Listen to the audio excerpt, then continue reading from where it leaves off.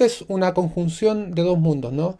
En este caso, del antisoborno junto con la norma ISO 37001. Entonces, los temas que vamos a ver hoy día son la ley 20.393 como introducción a la ISO 37001. No pretendemos hacer una revisión exhaustiva de la ley. De hecho, eso es otro ámbito de acción. Nosotros nos vamos a preocupar respecto a la norma misma que apoya a esta ley.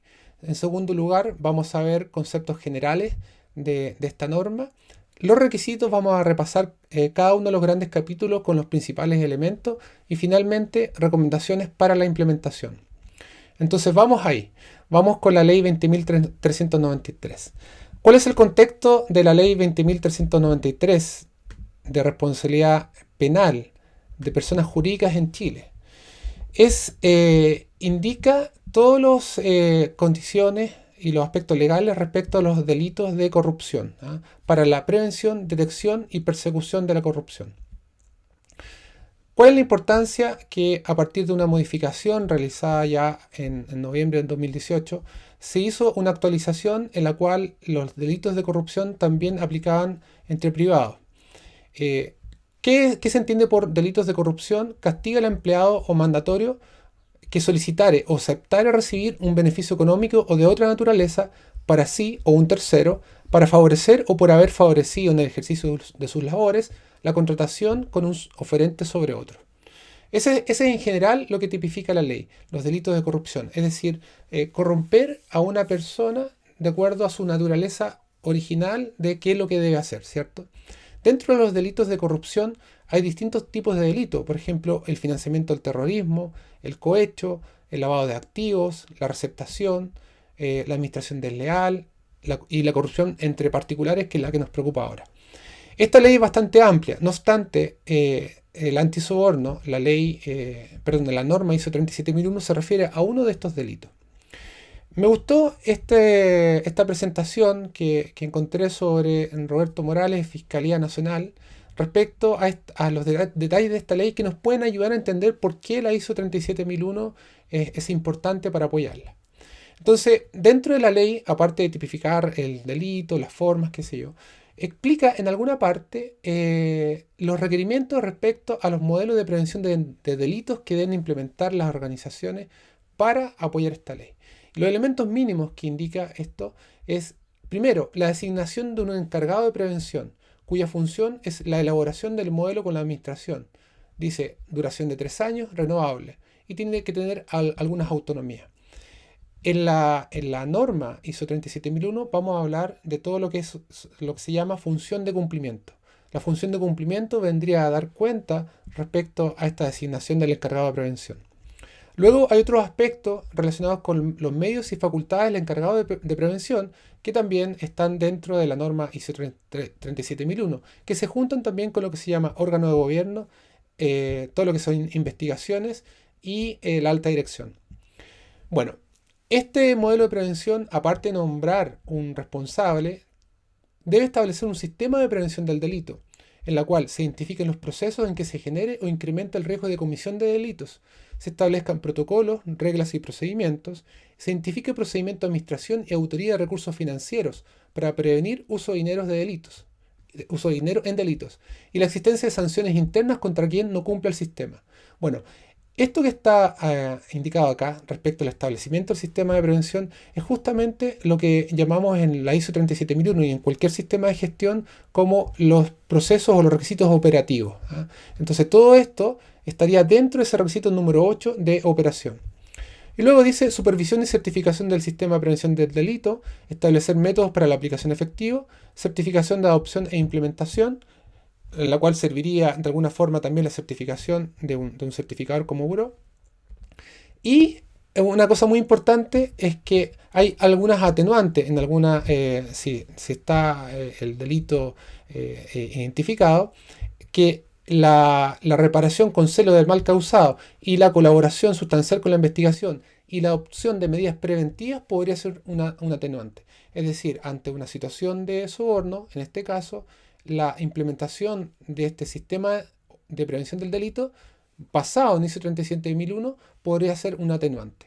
Entonces, llegamos ya directamente a la ISO 37001. ¿Qué es lo que aportaría la norma ISO 37001? Lo que nos dice es que la ley por sí sola en todos los ámbitos no es suficiente, porque la ley solamente opera cuando hay una denuncia o hay una fiscalización. No habiendo denuncia, no habiendo fiscalización, no sabemos si realmente se está cometiendo algún delito. En este caso, la norma ISO 37001 viene a ayudar de manera preventiva a que implementen de manera sistemática y como hábito cotidiano todas las medidas de control de los riesgos de soborno. Entonces, ¿qué es lo que hace la ISO 37001? Establecer un modelo de gestión preventivo, sistemático, auditado además de manera independiente y certificado, de manera de resguardar estos aspectos para prevenir el soborno. ¿Cuál es el objetivo de esta norma? El objetivo es principalmente el antisoborno. No se embarca en los otros tipos de prácticas corruptas. No obstante, podría servir como base complementado con otra norma que es la ISO 19600. Bueno, entonces, ¿cuáles son los grandes aspectos de esta norma? Primero, establece una política de cumplimiento, es decir, en este caso una política de antisoborno, y establece procesos para el modelo de prevención del delito, en este caso llamado Sistema de Gestión Antisoborno. Veamos entonces los principales conceptos. Primero, la ISO 37001 define como soborno a la oferta, promesa, entrega, aceptación o solicitud de una ventaja indebida de cualquier valor que puede ser de naturaleza financiera o no financiera, directamente o indirectamente, e independiente de su ubicación en violación de la ley aplicable, como incentivo o recompensa para que una persona actúe o deje de actuar en relación con el desempeño de las obligaciones de esa persona. Esa sería la definición a la cual nos da el marco de trabajo para implementar esta ISO 37001. Un aspecto importante es que la conformidad con esta norma, es decir, la mantención, la implementación y la certificación, no garantiza que el soborno no haya ocurrido o no vaya a ocurrir. Eso pasa igual que en todas las otras normas. En 14.000 medio ambiente no significa que no haya una emergencia ambiental. En salud y seguridad no significa que no haya un accidente. Solamente significa que tenemos una sistemática para prevenir a través de la gestión de riesgo. Principalmente gestión de riesgo. ¿Por qué? Porque esta es una norma de gestión de riesgo. Ese es el foco. Sin embargo, este documento dice puede ayudar a las organizaciones a implementar medidas razonables y proporcionales para prevenir, detectar y enfrentar el soborno.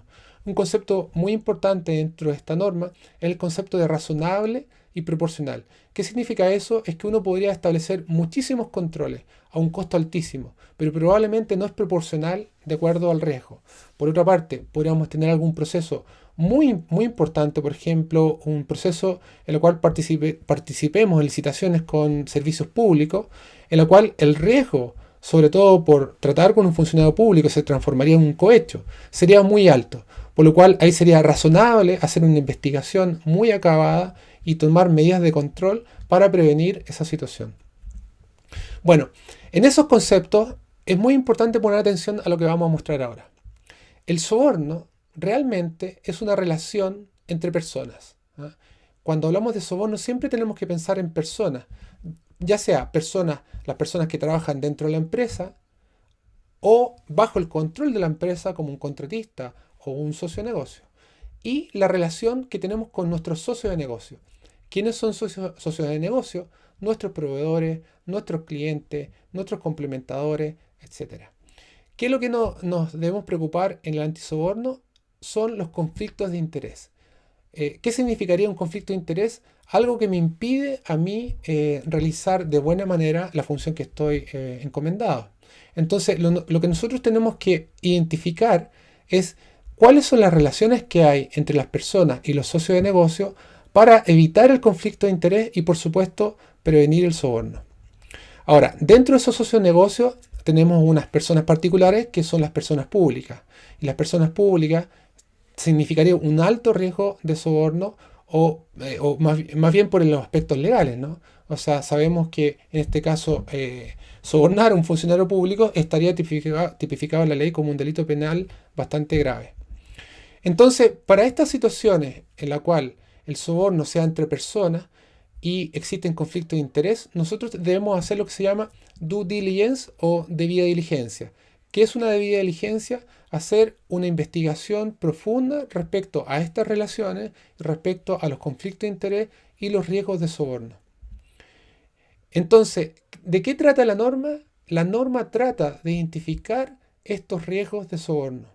Para eso es importante, primero, conocer el contexto de la organización, dónde estoy, quiénes son mis socios de negocio, cuáles son los vínculos con administraciones públicas u otro tipo de socios, ¿cierto?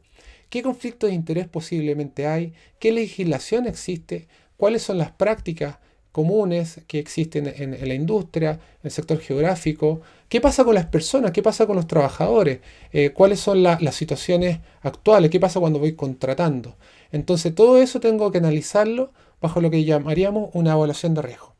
Los que conocen las normas ISO podrán saber que el requisito de riesgos y oportunidades es el capítulo 6.1 de cada norma. En este caso tenemos un capítulo 4.5 que nos habla de evaluación del riesgo. ¿Por qué nos habla de evaluación del riesgo en el contexto?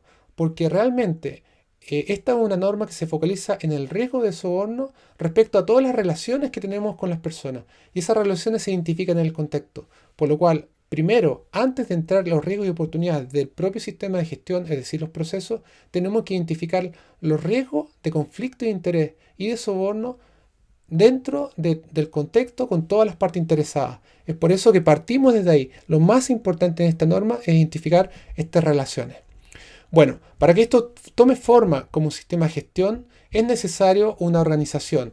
En este caso, aparte de la alta dirección y la función de cumplimiento, que vendría a ser como el representante del sistema de gestión, tenemos también el órgano de gobierno. ¿Qué es el órgano de gobierno? Es la última instancia de decisión. Generalmente va a ser un directorio. Si hablamos de una gerencia, va a ser el directorio. Si hablamos de una empresa transnacional, probablemente va a ser la casa matriz. Si hablamos, por ejemplo, de una empresa pública, una institución pública, puede ser, por ejemplo, una subsecretaría, podría ser el ministerio. Recordemos que esta norma es aplicable para cualquier tipo de empresa, independiente de su tamaño o ubicación, por lo cual podría ser aplicable para una empresa pequeña, mediana, grande, o podría ser también aplicado para una institución pública. De hecho, hace poco en Ecuador se acaba de certificar el Congreso del país, dentro de las políticas antisoborno. De hecho, en el mundo, quienes han impulsado fuertemente es la administración pública, por lo cual ahí tendríamos una gran oportunidad de mejorar estos aspectos. Bueno, con estos conceptos generales, entremos entonces a los requisitos. Como toda norma, y ya sé que por lo menos la mitad de las personas manejan muy bien los sistemas de gestión, como toda norma se basa en la estructura de mejoramiento continuo, ¿cierto? El ciclo planificar, hacer, verificar, actuar.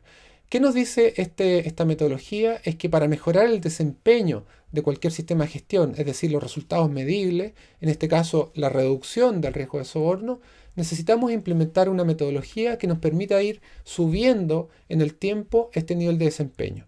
Eso se realiza aplicando un ciclo que se llama planificar, P, hacer, H, verificar, B, y actuar.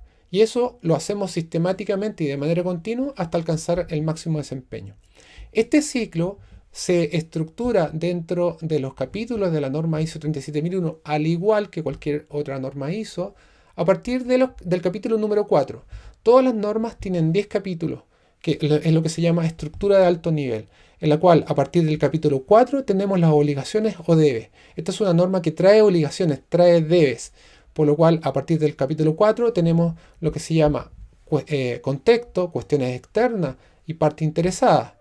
Y luego comienza el capítulo 5, que es el centro, es decir, todo lo que tenga que ver con las responsabilidades y compromiso y liderazgo de la alta dirección.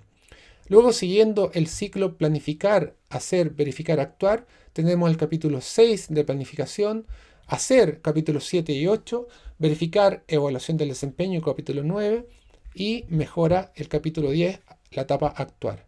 Entonces, estos 7 requisitos se distribuyen a su vez en subrequisitos. Entonces tenemos capítulo 4, 5, 6, 7, 8, 9 y 10, y cada uno de los subrequisitos, 4.1, 4.2, 4.3, 4.4 y 4.5. Veamos entonces ahora el capítulo 4, que sería el principal, el primero. En este caso, la norma nos dice es que la organización debe determinar las cuestiones externas e internas que son pertinentes para su propósito y que afecten su capacidad para lograr los objetivos. ¿Cuáles son las cuestiones externas? Por ejemplo, la legislación. Por ejemplo, las normativas, la cultura organizacional, los aspectos geográficos. Las cuestiones internas serían la cultura interna, los valores, los resultados de desempeño, las prácticas. Eso es importante porque ahí podemos empezar a identificar algunos posibles riesgos de soborno. El segundo capítulo del capítulo 4 o subcapítulo es parte interesada. Este capítulo en esta norma es sumamente relevante porque, como habíamos dicho, el soborno es una relación entre personas, se dan en una relación entre personas, por lo cual tenemos que identificar el riesgo de soborno respecto a nuestro socio de negocio, que sería una de las partes interesadas. Entonces, el segundo requisito nos habla de reconocer las necesidades y expectativas de las partes interesadas, pero ya inmediatamente pensando cómo podemos tener posibles riesgos de soborno con estas partes interesadas. Nos saltamos al capítulo 4.3, que es alcance, 4.4, que es sistema de gestión, y nos vamos derechamente al 4.5, que es evaluación del riesgo de soborno. Para los que conocen las normas ISO en general, el capítulo 6.1 habla de identificar riesgos y oportunidades y después tomar acciones. Esta norma separa la identificación de riesgo en lo que se llamaría evaluación del riesgo de soborno a partir del contexto de la organización. ¿Cuál es el objetivo? Es que uno identifique el riesgo de soborno teniendo en cuenta todo el contexto. Analice, evalúe y priorice los riesgos de soborno identificados con metodologías, por ejemplo, basadas en la ISO 31000. Acá es donde empezamos a construir nuestra matriz de riesgo. ¿Cuáles son los aspectos que debemos evaluar a partir de la relación con un socio de negocio, con un contrato, con un proyecto o con la contratación de un trabajador? Identificar la probabilidad del soborno, el impacto que podría tener, y otro aspecto muy importante en soborno es la vulnerabilidad o la debilidad de los controles o la falta de controles. ¿Por qué? Porque yo puedo tener una probabilidad quizás baja, un impacto alto, por ejemplo, un soborno a un funcionario público. A lo mejor probabilidad que en esta empresa sea muy poco. El impacto es muy alto porque está tipificado en la ley. Ahora la pregunta es, ¿cuán vulnerables somos a ese riesgo de soborno? Eso va a depender de los vínculos que podamos tener y las prácticas que existan. Por lo cual evaluamos probabilidad, impacto, vulnerabilidad o falta de controles, y con eso determinamos el nivel de riesgo. Existen estas tablas de clasificación de riesgo y finalmente los controles. Bueno, el alcance, que me lo había saltado, el alcance de esta norma se aplica principalmente para toda la organización. Ahí hay que tener mucho cuidado si uno deja procesos que tienen un riesgo alto. O sea, si yo estoy en una organización en la cual una constructora, por ejemplo, que entrega servicios al sector público, Ministerio de Obras Públicas, por ejemplo, yo no podría sacar fuera del alcance todo lo que son servicios de construcción de obras civiles para el sector público y dejar solamente el transporte. No podría, porque ese implica un alto riesgo de soborno. La norma habla de un concepto que es un riesgo más que bajo. Es decir, si separamos los niveles de riesgo en alto, medio, bajo, más que bajo significa es medio o alto. Entonces cada vez que tengo un nivel de riesgo medido por la probabilidad, impacto y vulnerabilidad más que bajo, entonces tendremos que hacernos cargo y considerarlo dentro de nuestro sistema de gestión, en particular dentro del alcance. Pasamos entonces ahora al capítulo 5 de liderazgo. Capítulo 5 es un capítulo común en todas las normas ISO, pero hay algunas cosas que son distintas en esta norma. Primero, la alta dirección debe mostrar su compromiso con varias cosas, como en cualquier norma: comunicar la política, establecer los objetivos, el pensamiento basado en riesgo, etc.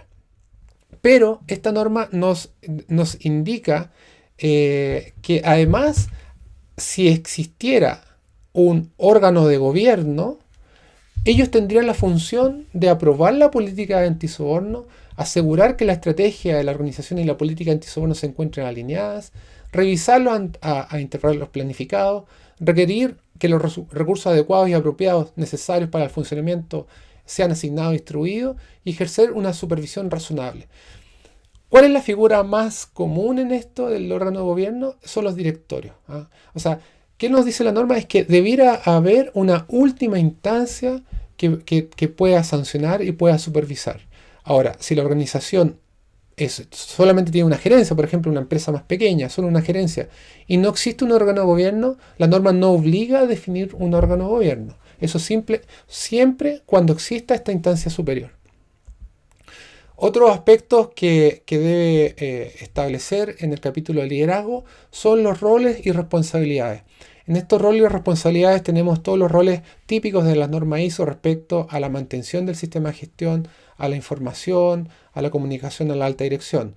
No obstante, acá tenemos un aspecto particular que se llama función de cumplimiento del antisoborno. ¿Cuál es el objetivo de esta función de cumplimiento? Es tener un aspecto de responsabilidad del sistema de gestión, pero también un aspecto un poquito más técnico. Acá en esta función de cumplimiento antisoborno podría ser el representante del sistema de gestión en conjunto con un equipo. Muchas veces la función de cumplimiento va a estar un abogado, probablemente para las fiscalizaciones o investigaciones internas a lo mejor se contrata una empresa externa que hace la investigación. Entonces la idea es que la función de cumplimiento antisoborno no solamente mantenga el sistema de gestión del punto de vista ISO, sino que también se haga cargo de las investigaciones y de los aspectos legales.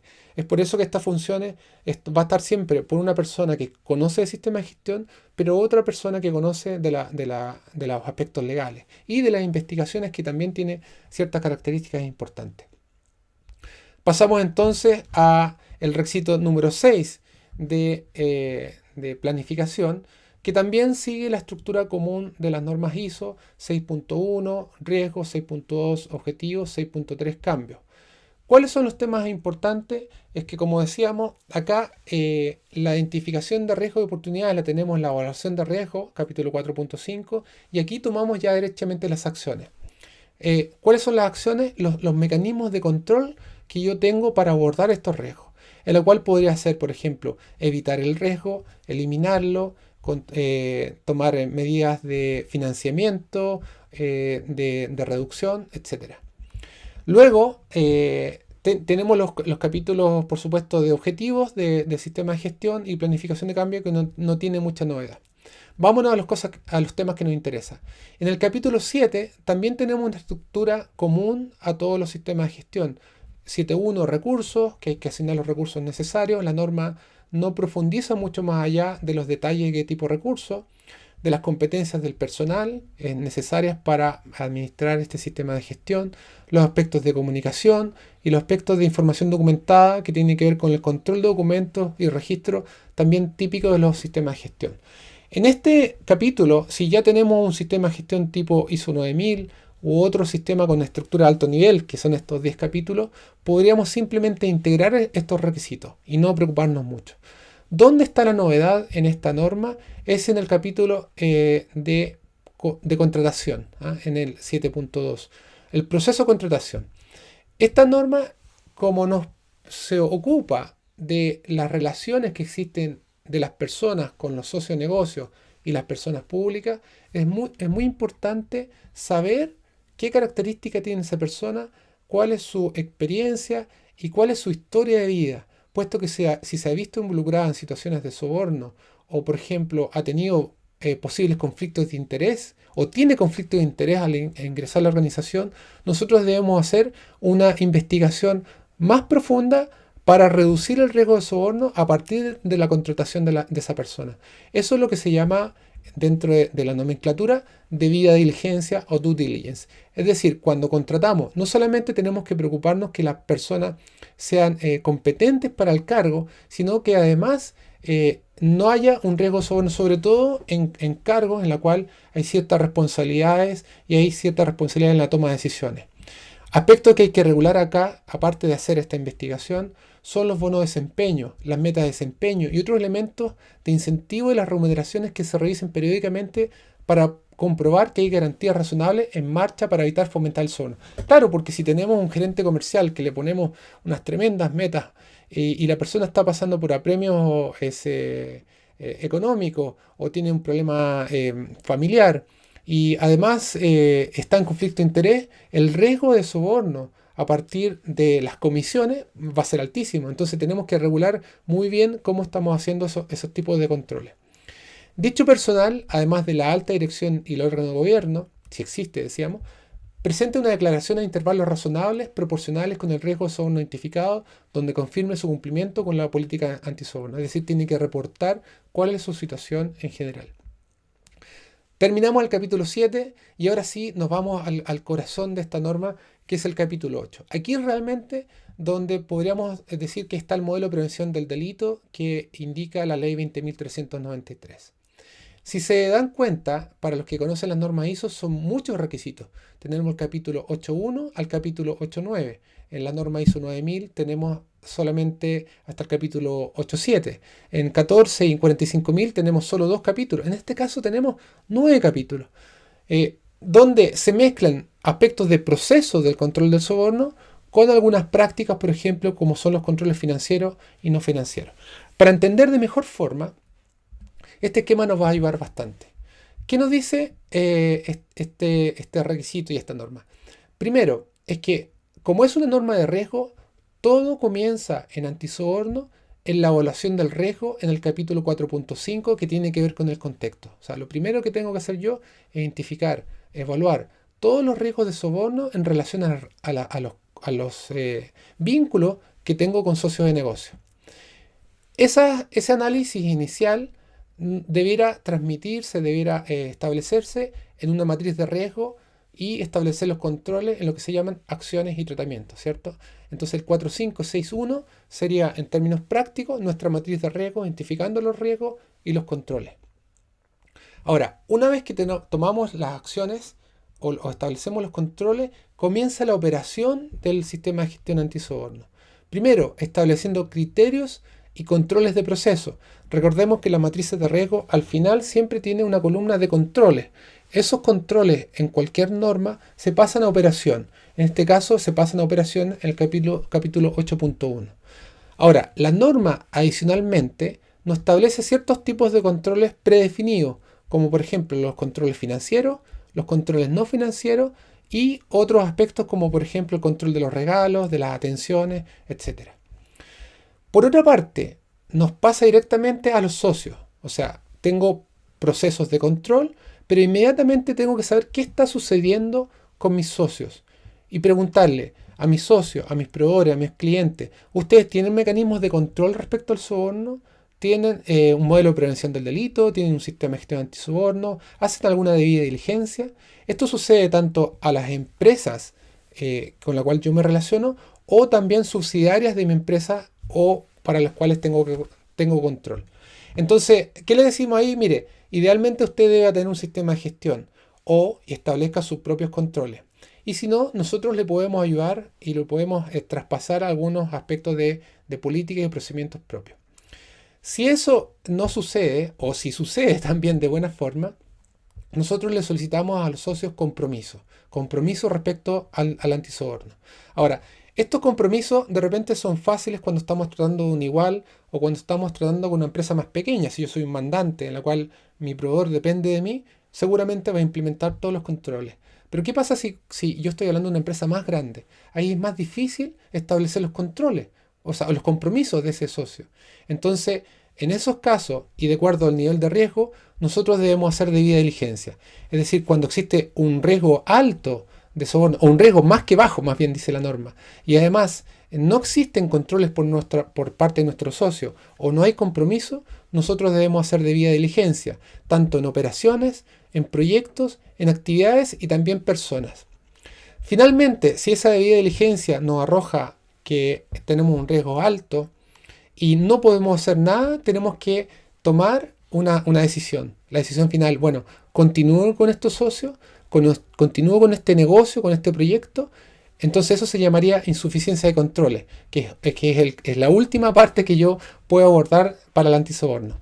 Entonces, este es el corazón, esta es la explicación de esta norma. Es una norma de riesgo que los controles se establecen en el capítulo 8, y muy importante, los controles respecto a los socios de negocio, los compromisos, y si no hay esos compromisos, esos controles, o el riesgo es más que bajo, hacemos debida diligencia. Y finalmente, si esto no sucede, yo tengo que tener la posibilidad de poder abortar el proyecto o romper ese vínculo con ese socio por el riesgo que implica.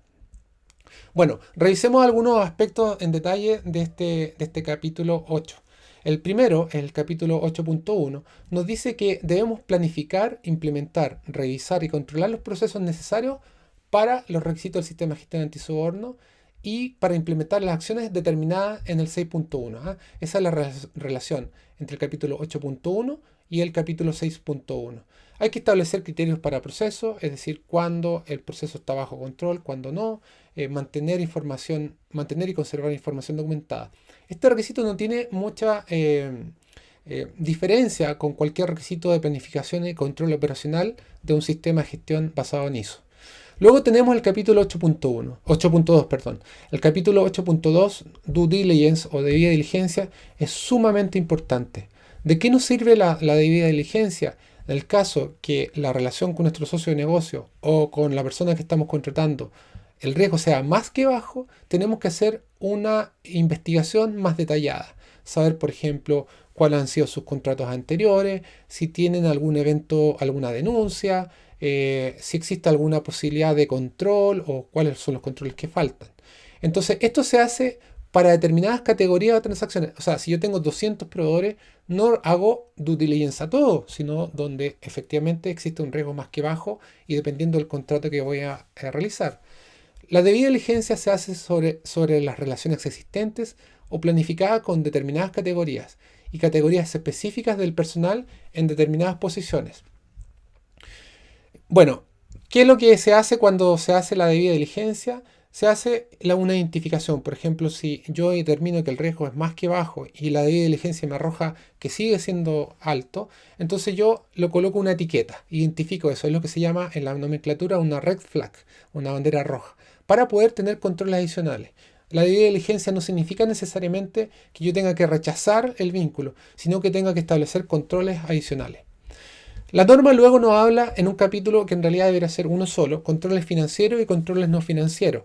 Y nos aparece una serie de medidas, por ejemplo, separación de funciones, para que la misma persona no pueda iniciar y aprobar un pago, la restricción del uso del dinero efectivo, la necesidad de que se requieran al menos 2 firmas para las aprobaciones de los pagos, etc.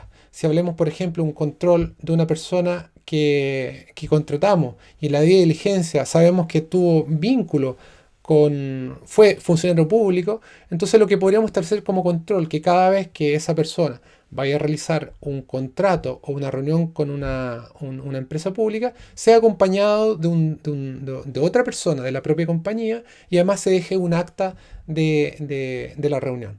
Esa sería una forma de hacer un control, en este caso no financiero.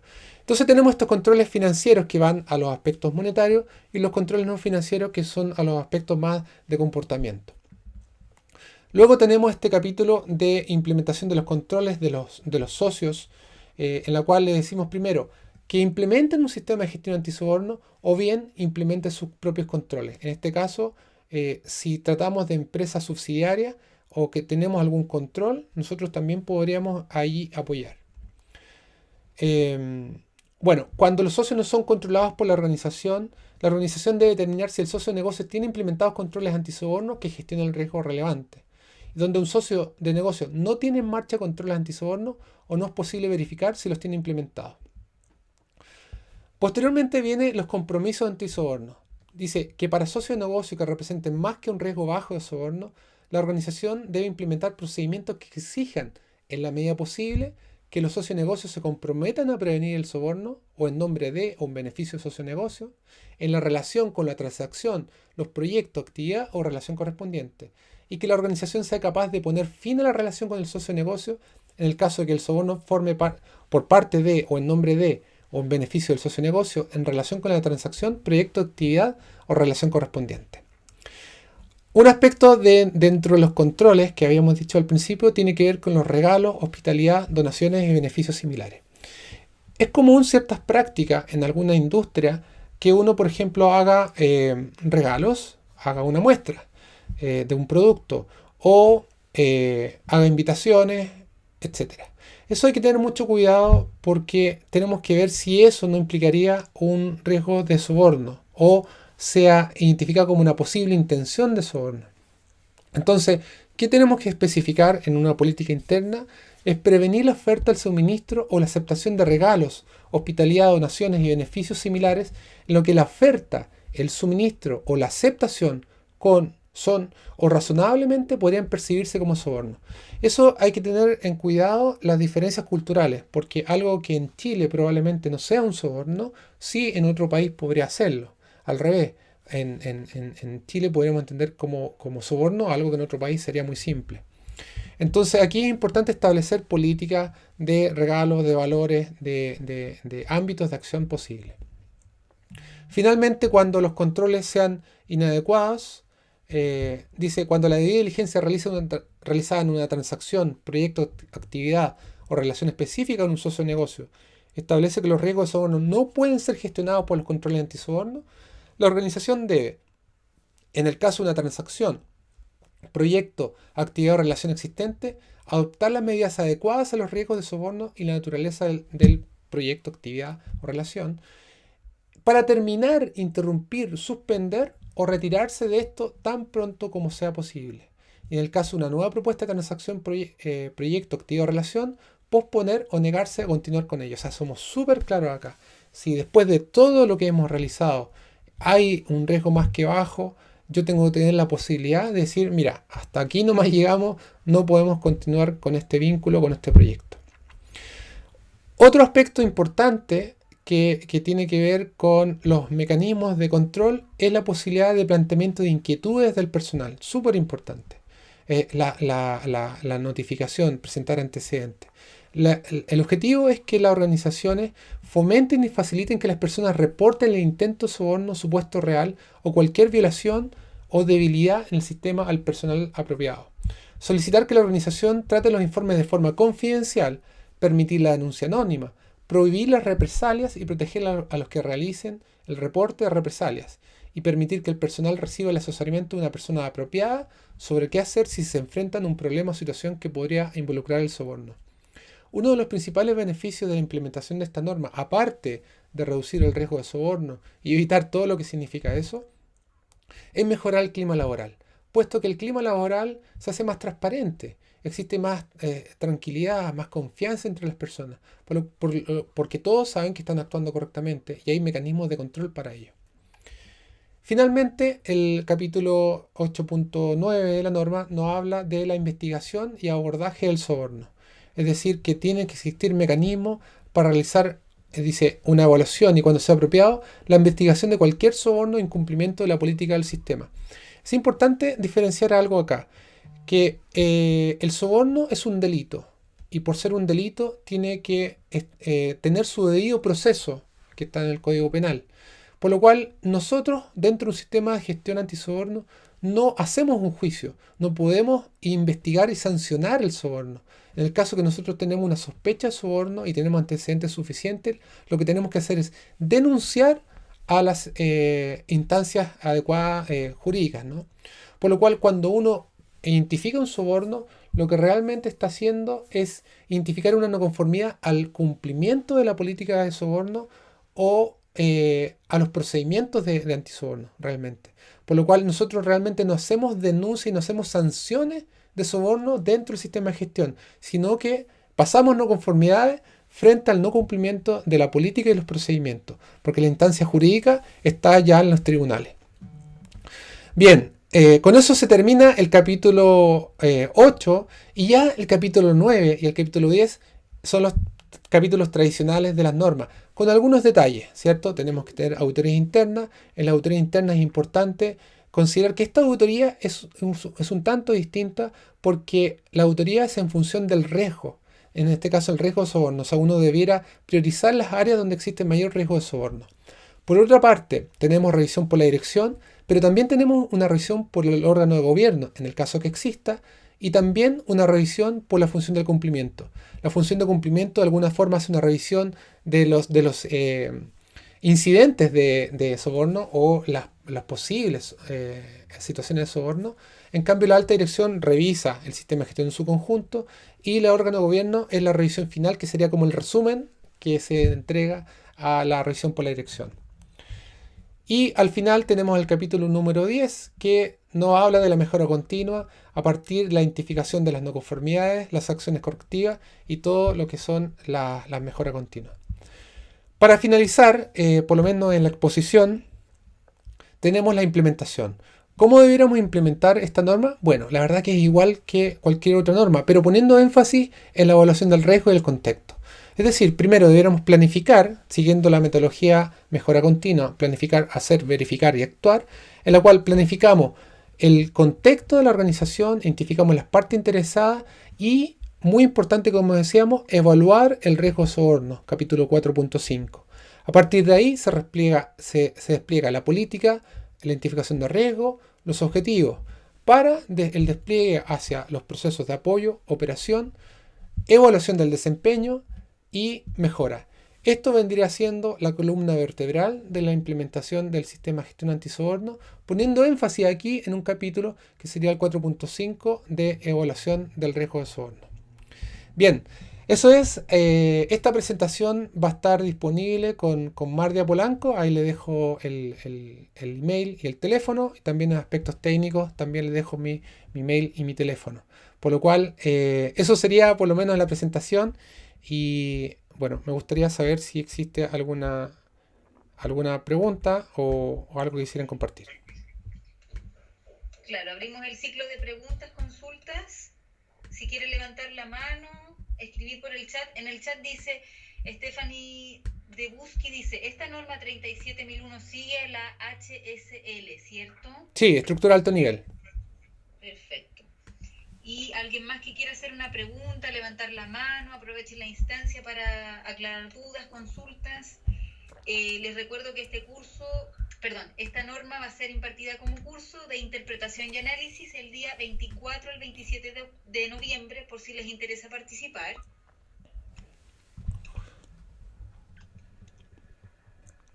No sé si alguien más quiere preguntar algo, si quedaron con alguna duda sobre lo expuesto. Aquí dice, ¿se utiliza en conjunto con la ISO 31000? Claro, la ISO 31000 siempre es un complemento para la gestión del riesgo, ¿cierto? Por lo cual sería recomendable que uno lo utilizara, especialmente el capítulo de proceso, ¿ah? Donde se establece la identificación, análisis y evaluación del riesgo. No sé si alguien más quiere hacer otra pregunta. Bueno, entonces damos por terminada la actividad. Les agradecemos. Acá hay otra pregunta. ¿A qué se refiere la 19.600? Sí, la 19.600 es compliance, se refiere a implementar un sistema de gestión para identificar todos los cumplimientos que tiene la organización, principalmente legales, pero también otros cumplimientos que pudieran ser voluntarios o contractuales. Bajo la estructura de 19.600, que no es una norma certificable, es más bien una guía, uno podría incorporar los otros aspectos, por ejemplo, de corrupción, lavado de activos o cumplimiento legal ambiental, todos los cumplimientos legales. Nos permite asegurarnos que la organización cumpla con todos sus compromisos. Perfecto. No sé si hay alguna otra consulta, alguien que quiera hablar antes que finalicemos la actividad. Bueno, entonces damos por terminada la sesión de hoy día de ISO 37001. Patricio, te agradezco mucho que hayas entregado tu aporte, tu conocimiento a esta actividad. Gracias. Y esperamos que a los presentes les haya gustado, haya quedado clara la información con respecto a lo expuesto, y los invitamos a que sigan participando de nuestro ciclo de charlas del mes de octubre. La próxima charla es el 23 con Auditoría Smeta, y a que nos sigan en LinkedIn y visiten nuestra página web. Les vamos a mandar esta información por correo electrónico para que la tengan, y si tienen dudas me pueden escribir a mi correo y yo la transmito a Patricio. Perfecto. Muchas gracias. Gracias, que esté muy bien. Chao, chao. Gracias, hasta luego. Muchas gracias.